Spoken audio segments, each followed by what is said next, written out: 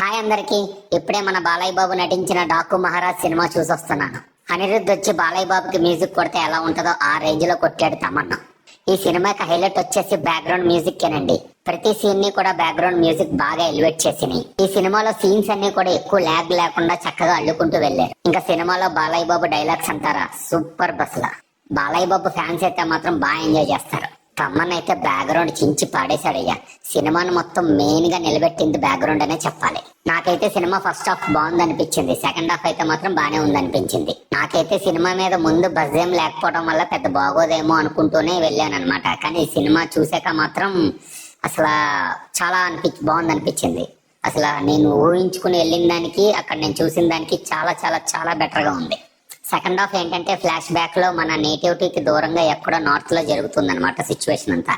So అక్కడ కొంతమందికి మన నేటివిటీ కాకపోవడం వల్ల కొంచెం కనెక్ట్ అవ్వకపోవడం అన్నో, లేకపోతే కొంచెం ల్యాగ్ అయినట్టు అనిపించడం అన్నో ఏదో కొంతమందికి జరుగుద్ది. కానీ కొంతమంది ఎవరైతే కథలో లీనమైపోయి ఉంటారో వాళ్ళకి మాత్రం నార్మల్ గానే ఉంటుంది. సో ఈ పండగకి మీరు ప్లాన్ చేసుకోవాలంటే ఇంచక్క ప్లాన్ చేసుకోవచ్చు.